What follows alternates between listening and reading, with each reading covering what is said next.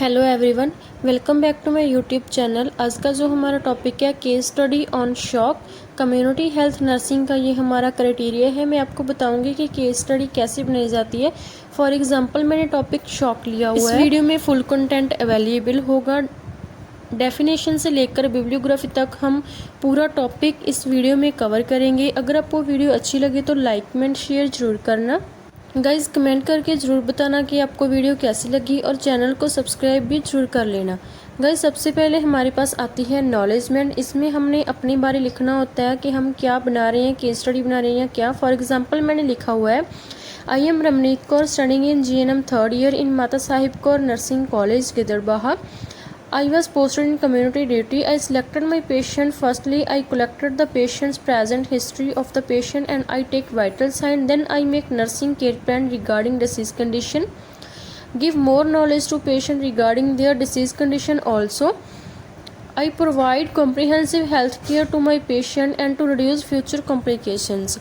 Guys, इसमें आप example ले सकते हो ये वाली, और एक्नॉलेजमेंट जो है आप अपने अकॉर्डिंग भी लिख सकते हो। ठीक है, अगर आपने कोई चेंजेस इसमें करनी हो तो वो आप चेंज भी कर सकते हो। ठीक है, एक्नॉलेजमेंट के बाद गाइस आता है स्टूडेंट प्रोफाइल, जिसमें स्टूडेंट ने अपने बारे लिखना होता है, जैसे name, age, class, course, name of institute, place and district. मैंने लिखा हुआ है name of the student Ramneet Kaur, age 22 year, class GNM third year, course GNM, name of institute Mata Sahib Kaur nursing institute, place क्या है गिदड़बाहा, डिस्ट्रिक्ट क्या है श्री मुक्तसर साहिब। ठीक है, स्टूडेंट प्रोफाइल के बाद हमारे पास आता है पेशेंट प्रोफाइल। प्रोफाइल में हमने पेशेंट का फुल बायोडाटा लिखना होता है। फॉर एग्जाम्पल मैंने लिखा हुआ है name of the patient Saurabh Singh, age 30 year, sex male, address Husnar, health status unhealthy, education 12th, occupation shopkeeper, place Gidderbaha,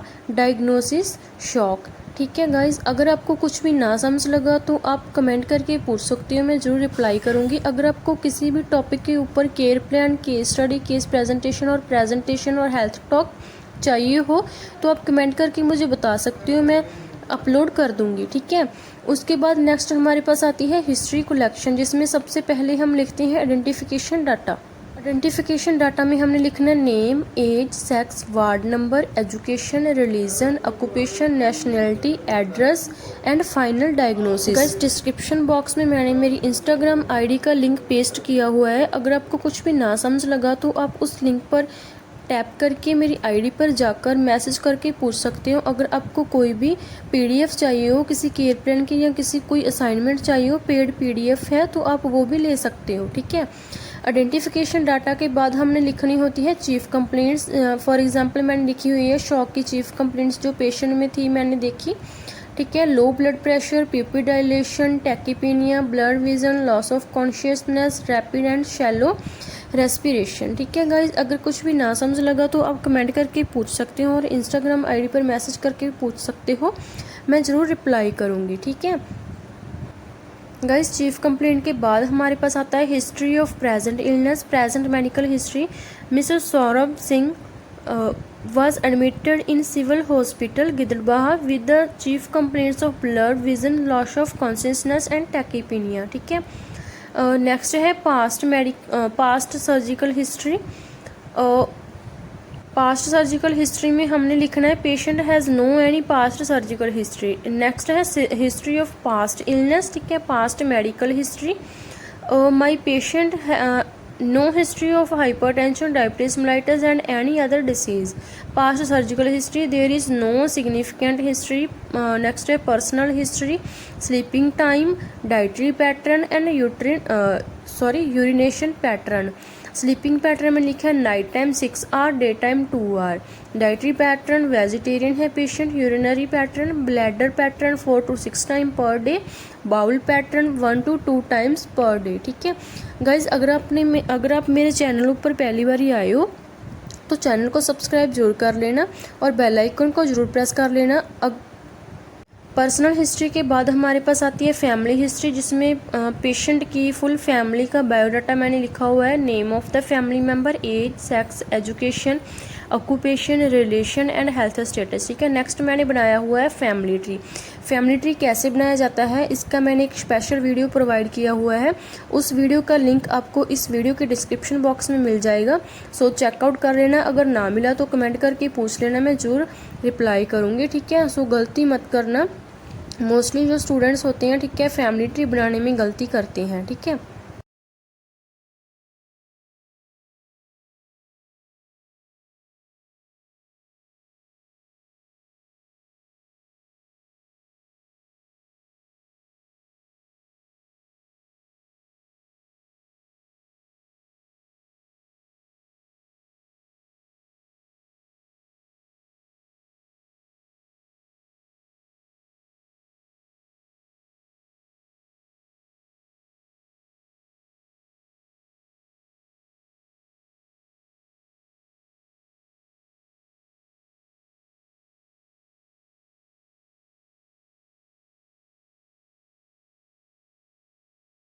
history collection के बाद हमारे पास आता है फिजिकल एग्जामिनेशन। फर्स्ट है जर्नल अपीयरेंस, जिसमें फर्स्ट है body build, moderate, nourishment, malnourished, consciousness, unconscious, look, anxious, health क्या है पेशेंट की, अनहेल्दी, पोस्चरल कैसा है, बॉडी कर्व कैसा है, नॉर्मल, मूवमेंट क्या है, इम्पेयर्ड, हाइट कैसी है बॉडी, ठीक है, नॉर्मल है, स्किन कलर कैसा है, कलर वाइटिश है। ठीक है, सो ऑल पॉइंट्स आपने क्लियर करने हैं। नेक्स्ट है hair and nails, nails colour, texture, condition and scalp, no any dandruff. Next है lymph node enlargement, no. Head and neck, head क्या साइज क्या है, normal, shape normal, and lesions no, lice and dandruff no. Neck में enlargement less large, ठीक है। Face में shape, tenderness, symmetry क्या है, सिमेट्रिकल, टेंडरनेस एब्सेंट है, एंड शेप क्या है, नॉर्मल है। गाइज अगर कोई भी आपको डाउट हो तो आप कमेंट करके पूछ लेना, मैं जरूर क्लियर कर दूंगी। ठीक है, सो फेस से नेक्स्ट हमारे पास आता है आईज, जिसमें फर्स्ट पे है eyebrow, I balls, eyelids, conjunctiva, iris and vision. इसमें सब में हमने पेशेंट की डिसीज कंडीशन के अकॉर्डिंग फिल करनी होती हैं। ठीक है, नेक्स्ट है ईयर्स, ईयर का साइज़ क्या है, नॉर्मल, शेप क्या है, नॉर्मल।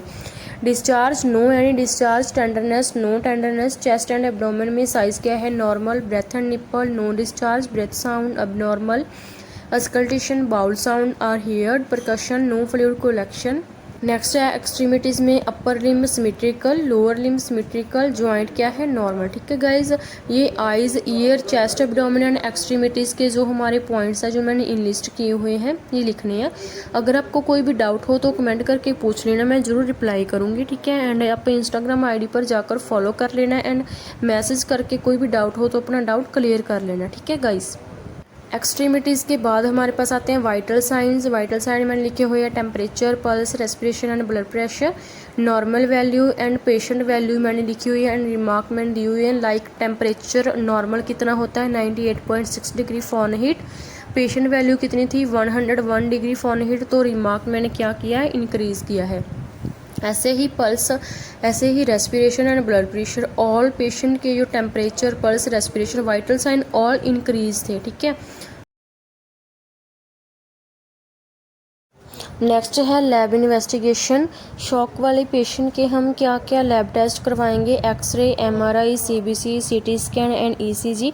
इनकी पेशेंट वैल्यू, नॉर्मल वैल्यू मैंने नहीं लिखी और ना ही रिमार्क लिखा है। आप वैसे भी इन लिस्ट बॉक्स अगर नहीं बनाना चाहते तो वैसे भी इन लिस्ट कर सकते हो। ठीक है, क्योंकि एक्सरे की हम पेशेंट वैल्यू और नॉर्मल वैल्यू कुछ नहीं होती। ठीक है, वो तो डॉक्टर ने ही देखना होता है, ऑब्जर्व करना होता है। ठीक है, CT स्कैन की भी अलग से रिपोर्ट होती है, ECG की भी अलग से रिपोर्ट होती है। ठीक है, MRI की भी अलग से रिपोर्ट होती है। नेक्स्ट है एनाटमी ऑफ द ब्रेन। ठीक है, क्योंकि हम केस स्टडी बना रहे हैं, सो इसमें हम एनाटमी किसकी बनाएंगे, ब्रेन की। क्योंकि शॉक में क्या होता है, जब ब्रेन को ऑक्सीजन प्रॉपर नहीं पहुंचती है, ठीक है, मिलती है, तब पेशेंट शॉक में जाता है। ठीक है, क्योंकि हमने शॉक की टाइप्स देखी थी। ठीक है, सो एनाटमी में मैंने जो ब्रेन की पिक्चर बनाई हुई है, ठीक है, देखिए सेरिबेलम मैंने बनाया हुआ है, सेरिब्रम बनाया हुआ है, कॉर्पस कोलाजम बनाए हुए हैं, वेंट्रिकल्स बनाए हैं। ठीक है, मिड ब्रेन बनाया है मैंने, स्पाइनल कोड बनाई हुई है, सेरिबेलम बनाया हुआ है, पिट्यूटरी ग्लैंड, पॉनस, मेड्यूला। ठीक है, ऑल पार्ट्स जो हमारे ब्रेन के होते हैं वो मैंने शो किए हुए हैं। आप इसको कलरफुल भी बना सकते हो। ठीक है, गूगल क्रोम से देखकर कोई अच्छी सी कलरफुल पिक्चर भी आप ब्रेन की बना सकते हो। एनाटमी की बुक्स पर में भी आपको अच्छी अच्छी पिक्चर्स ब्रेन की मिल जाएंगी जिसको आप कलरफुल बना सकते हो, ठीक है। सो मेरी ड्राइंग इतनी अच्छी नहीं थी तो मैंने जस्ट फॉर फॉर्मेलिटी बना दी है, ठीक है, एनाटमी ब्रेन की, ठीक है, पिक्चर बना दी है। सो आप क्रोम और गूगल से भी बना सकते हो, ठीक है गाइज। नेक्स्ट है फिजियोलॉजी ऑफ ब्रेन। फर्स्ट है brain and spinal cord. 6 division of brain, medulla, pons, cerebellum, mid brain, diencephalon, cerebral hemisphere, ठीक है। फर्स्ट है स्पाइनल कॉर्ड। स्पाइनल कॉर्ड को एक्सप्लेन करते हैं। The spinal cord lies loosely in the vertebral canal. It extend from foramina magnum where it is continuous with medulla oblongata above and up the lower border of first lumbar vertebrae below. Spinal cord is made up of 31 segments, 8 cervical segment, 12 thoracic segment, 5 lumbar segment, 5 sacral segment and 1 coccygeal segment. उसके बाद guys हमने जो brain के parts हैं उनको explain करना है। First है medulla ओब्लोंगटा। Medulla oblongata is a part of brain. It extends from the pons vireoli and continues with the spinal cord. It is about 2.5 cm long. Relays signals between the brain and the spinal cord.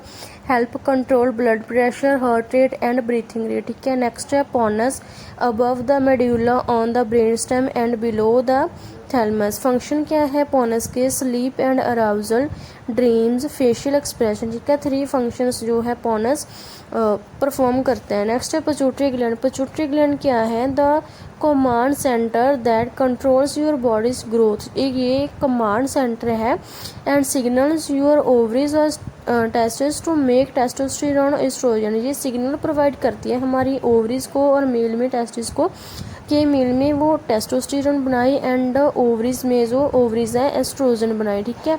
इन सभी parts को हमने explain करना है। आप guys अपने तरीके से भी एक्सप्लेन कर सकते हो, ठीक है, और कहीं गूगल वगैरह से भी आप कंटेंट ले सकते हो और मैंने ये कंटेंट गूगल से ही लिया हुआ है। नेक्स्ट है hypothalamus. The hypothalamus is responsible for regulating hunger, thirst, response to pain, level of pressure, sexual satisfaction, anger and aggressive behavior. Hypothalamus इन सभी functions के लिए responsible है। Next है cerebrum. It is the most prominent and the most anterior part of the vertebrate brain, which consists of 2 hemispheres. It made up of both gray and white matter composed of 2 hemispheres. The major functions is controlled the voluntary muscular movement of the body, ठीक है। जो voluntary movements होती हैं हमारी body की वो cerebrum control करता है, ठीक है। गाइज एनाटमी एंड फिजियोलॉजी के बाद हमने लिखनी होती है डिसीज कंडीशन, ठीक है। मैंने लिखा है disease condition of the shock. Shock क्या है उसकी मैंने डेफिनेशन लिखी हुई है। Shock is a complex life threatening condition where the tissue in the body does not receive enough oxygen and nutrients to allow the cells to function. इसमें क्या होता है जब हमारी बॉडी के ऑर्गन्स होते हैं, ठीक है, टिश्यूज़ होते हैं, वो उनको इनफ जितनी उनको चाहिए उतनी ऑक्सीजन नहीं मिलती, न्यूट्रिएंट्स नहीं मिलते फंक्शंस करने के लिए, ठीक है, तो वो शॉक में चल जाते हैं। ऑक्सीजन की कमी आ जाती है जब, ठीक है, टिश्यूज़ में। टाइप्स है शॉक की। फर्स्ट टाइप है हाइपोवोलेमिक शॉक। हाइपोवोलेमिक शॉक क्या होता है? It is an emergency condition in which severe blood and fluid loss make the heart unable to pump enough blood to the body due to decreased blood in the body। इसमें क्या होता है जब हमारी body से बहुत सारा fluid loss हो जाता है, सीवियर कंडीशन में बहुत सारा ब्लड लॉस हो जाता है, इसमें जो हमारा हार्ट होता है, ठीक है, वो अनेबल हो जाता है बॉडी को ब्लड पंप करने के लिए, ठीक है, क्योंकि बॉडी में जो है ब्लड ब्लड की अमाउंट जो डिक्रीज़ हो जाती है, ब्लड कम पड़ जाता है, ठीक है। इसके कॉजेज़ क्या है? Excessive blood loss, lack of oxygen in the tissue, heart failure, external trauma, open arterial wound, intra abdominal bleeding, severe dehydration, severe burn. Symptom क्या है इसके? Anxiety, cool and clammy skin, confusion, decrease urine output, weakness, pale skin colour, rapid breathing, sweating, unconsciousness, lack of responsiveness. ठीक है guys, patient को जो भी disease condition है, जो टाइप है, आपको वही एक्सप्लेन करनी है। ठीक है, शॉक की कितनी सारी टाइप्स होती है, पेशेंट को तो एक ही होगी ना। ठीक है, जो पेशेंट को होगी आपने वही एक्सप्लेन करनी है। ठीक है, क्योंकि पेशेंट का बहुत सारा ब्लड लॉस हुआ था, तो मैंने हाइपोवोलेमिक जो शॉक वाली टाइप है, ठीक है, वो एक्सप्लेन करी हुई है। ठीक है, आप अपने अकॉर्डिंग भी कर सकते हो। अगर आपको कुछ ना समझ आए तो कमेंट करके पूछ लेना, मैं ज़रूर आपको बता दूंगी कि आपने कैसे क्या करना है। ठीक है गाइज, कोई भी टॉपिक के ऊपर आपको वीडियो चाहिए हो, आप वो भी मुझे बता सकते हो कमेंट करके। ठीक है, सो मैं आपका जल्दी से जल्दी वीडियो अपलोड करने की कोशिश करूँगी as soon as possible. Next है डायग्नोस्टिक एवेल्यूएशन, हिस्ट्री कलेक्शन करेंगे। ठीक है, फिजिकल एग्जामिनेशन करेंगे, ब्लड कल्चर करेंगे, एचबी टेस्ट करेंगे, पेशेंट की ईसीजी करेंगे, एक्सरे करेंगे, CT scan, MRI and endoscopy करेंगे। ठीक है, डायग्नोस्टिक एवेल्यूएशन में वही सारे लैब टेस्ट आ जाते हैं जो हमने लैब इन्वेस्टिगेशन में लिखे हुए थे। ठीक है, वही सारे डायग्नोस्टिक एवेल्यूएशन में आ जाएंगे। नेक्स्ट है मैनेजमेंट, पेशेंट की हम मैनेजमेंट कैसे करेंगे। ठीक है, a solution and normal saline provide to the patient. ठीक है, provide diuretic to the patient, example frusemide, provide vasoactive drugs such as mixed anti allergic drugs. ठीक है, corticosteroids, administer oxygen, provide antibiotic like amoxicillin, sodium bicarbonate use to treat metabolic acidosis, assess the ABG of the patient, ABG airway, breathing. ठीक है, respiration, assess the level of the consciousness, blood transfusion should be done। ठीक है, in severe surgery firstly control the bleeding, stabilize blood volume level before more complication develops। ठीक है, सो ये अगर आपने management अपने तरीके से लिखनी हो तो आप अपने तरीके से भी लिख सकते हो। अगर कुछ पॉइंट्स आपने और ऐड करने हो तो आप और भी ऐड कर सकते हो। ठीक है, वैसे तो इनफ है। ठीक है गाइज, नेक्स्ट हमारे पास आ गए हैं नर्सिंग डायग्नोसिस ऑन शॉक। ठीक है, इसमें मैंने 6 डायग्नोसिस प्रोवाइड करे हुए हैं, इनमें फर्स्ट 4 को हम एक्सप्लेन करेंगे। ठीक है, फर्स्ट है impair tissue perfusion related to decrease cardiac output, second है इनफेक्टिव ब्रीथिंग पैटर्न, थर्ड है fluid volume deficient related to diarrhoea, fourth है acute pain related to myocardial infarction, fifth है imbalanced nutrition less than body requirement related to vomiting, last है knowledge deficient related to disease condition and its treatment। ठीक है, evidence by frequent questioning। so आओ guys हम in diagnosis को explain करते हैं one by one. अगर कुछ भी ना समझ आए तो मैं बार बार कह रही हूँ कमेंट करके पूछ लेना। अगर आपको किसी टॉपिक के ऊपर वीडियो चाहिए हो तो ठीक है कमेंट करके बता देना, जितनी जल्दी हो सके मैं उतनी जल्दी आपको प्रोवाइड करूँगी। ठीक है, कंटेंट भी क्योंकि मेरे को रेडी करना होता है, ये तो मेरे पास बने पड़े थे। ठीक है, सो मैं वही अपलोड कर रही हूँ। कुछ कंटेंट मुझे नेटवर्क से लेकर बनाकर, ठीक है, नर्सिंग डायग्नोसिस वो अपलोड करने पड़ते हैं। गाइज ये है हमारा first nursing diagnosis, impair tissue perfusion related to decrease cardiac output as evidence by cyanosis and pulse oximetry. ठीक है, असेसमेंट में मैंने subjective data and objective data लिखा हुआ है। My patient says that he is suffer from difficulty in breathing. Objective data की है patients have tissue perfusion. ठीक है, गोल का हमारा की है to prevent the tissue perfusion, provide comfort to the patient and to reduce the tissue impairment। ठीक है, प्लानिंग क्या है? assess the patient's condition, monitor vital sign, administer oxygen, provide well ventilated room, maintain IV fluid। ठीक है, provide comfort, reduce patient's anxiety. Implementation वैसे ही third form use करके planning वाले points में हमने सेम लिख देने होते हैं। एवेल्यूएशन में after applying nursing implementation reduce tissue perfusion patient feel well. ठीक है गाइज, ये था हमारा फर्स्ट नर्सिंग डायग्नोस। आइए हम सेकंड नर्सिंग डायग्नोस एक्सप्लेन करते हैं। ये है गाइस हमारा second nursing diagnose, fluid volume deficient related to diarrhoea vomiting as evidence by intake output chart. ठीक है, subjective data and objective data मैंने लिखा हुआ है। गोल हमारा क्या है, to maintain the fluid volume in the body. ठीक है, और to reduce the risk of fluid volume deficient. ठीक है, प्लानिंग क्या करेंगे, assess the patient's condition, monitor vital sign, administer IV fluids और order as ordered by the doctor, maintain intake output chart, ask the patient to drink plenty of water, administer drug according to the doctor order, reduce patient's anxiety. ठीक है, implementation वैसे ही हमने third form use करके same as planning हमने लिखनी होती है। एवेल्युएशन में क्या है, after apply nursing implementation maintain fluid volume is maintain. ठीक है, आप ऐसे भी लिख सकते हैं, after nursing implementation patients body fluid volume is maintained and patient feel well now. ठीक है, हमारी 2 नर्सिंग डायग्नोसिस हो गई। आइए थर्ड नर्सिंग डायग्नोज हम एक्सप्लेन करते हैं। गाइस ये है हमारा third nursing diagnose, acute pain related to myocardial infection as evidence by facial expression. Goal हमारा क्या है, to reduce the pain, patient feel well. ठीक है, बस इतना ही लिखना है आपने, टू रिड्यूस द पेन।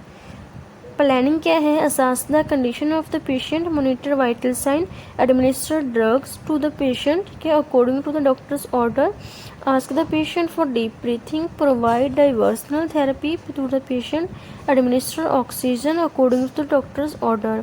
ठीक है, इवेल्युएशन में आपने लिखना है, after nursing implementation patient's pain is reduced and patient feel well now. ठीक है गाइज, ये हमारी हो गई 3 नर्सिंग डायग्नोसिस। एनसीपी के बाद हमारे पास आती है हेल्थ एजुकेशन। ठीक है, हेल्थ एजुकेशन आप पॉइंट्स में भी लिख सकते हो, वैसे आप डाइट का अलग से पॉइंट बनाकर लिख सकते हो, मेडिकेशन का अलग से, एक्सरसाइज का अलग से, मेडिसिन का अलग से, फॉलोअप केयर का अलग से। ठीक है, सो मैंने पॉइंट्स में लिखी हुई है, give psychological support to the patient, maintain vital signs. ठीक है, advise the patient to take plenty of water. ठीक है, वाटर और फ्लूइड कुछ भी आप ले सकते हो। Advise the patient to take nutritional diet. ठीक है, avoid excessive walking, advise the patient to maintain personal hygiene, ask to patient maintain HP level time to time, advise the patient to take medicine at proper time. ठीक है, patient को हमने health education देनी है, guide करना है medicine लेने के लिए। उसको कहना कि अगर कोई भी आपको दिक्कत आती है तो तुरंत डॉक्टर से कंसर्न करना है। ठीक है, हॉस्पिटल आना है, अपनी मर्जी से कोई भी मेडिसिन नहीं देनी, जितनी डॉक्टर ने बताई है ठीक है उतनी ही मेडिसिन लेनी है। ठीक है, पेशेंट को फॉलोअप केयर के बारे में हमने बता देना है कि जब आपकी मेडिसिन ख़त्म हो जाएगी तब आपको हॉस्पिटल आना है, टाइम टू टाइम अपने चेकअप करवाते रहना है आपका। ठीक है, उनकी फैमिली को एजुकेट करना है कि उनकी हेल्थ वो कैसे मेंटेन करके रख सकते हैं। ठीक है, नेक्स्ट प्रिवेंशन वो कैसे कर सकते हैं। उसके बाद गाइज आते हैं summary. Perfusion requires an intact cardiovascular system as a function respiratory system. Most of types shock and caused by dysfunction in the heart, blood vessels and volume of blood. Blood is a vehicle of the carrying oxygen nutrients through the vessels capillary. ठीक है, summary में आप ऐसे भी लिख सकते हो, in this case study कि मैंने इस पेशेंट को डील किया। ठीक है, ये जो उसमें सिम्टम है मैंने देखे, उसको ये मैंने ट्रीटमेंट दिया। अगर फर्दर कोई भी ऐसी कंडीशन में फेस करती हूँ ठीक है, तो मैं अच्छे से पेशेंट का ट्रीटमेंट, पेशेंट को फर्स्ट एड प्रोवाइड कर सकती हूँ। ठीक है, समरी के बाद आता है कंक्लूजन। और casually in shock requires immediate emergency treatment to prevent permanent organ damage or death. Hence, it is important that the shock patient be rapidly transferred to the medical facility. ये थे conclusion. ठीक है, आप मेरे और videos देख सकते हैं केस स्टडी की, उसमें अलग टाइप की मैंने जो समरी एंड कंक्लूजन लिखा हुआ है, ठीक है, आप उनमें से भी देखकर लिख सकते हो। अगर आपको ना समझ लगे तो कमेंट करके बता देना, मैं आपको किसी भी वीडियो का लिंक प्रोवाइड कर दूँगी, उसमें से आप समरी और कंक्लूजन चेक कर लेना। लास्ट में हमारे पास आती है बिब्लियोग्राफी। बिब्लियोग्राफी कैसे लिखी जाती है, इस पर मैंने एक स्पेशल वीडियो प्रोवाइड की हुई है, उस वीडियो का लिंक आपको इस वीडियो के डिस्क्रिप्शन बॉक्स में मिल जाएगा, ठीक है, चेकआउट कर लेना। अगर ना पता चले तो कमेंट करके पूछ लेना, मैं बता दूंगी। आज के लिए इतना ही गाइज, मिलते हैं नेक्स्ट वीडियो में नए टॉपिक के साथ। Thank you for watching my video. Thank you.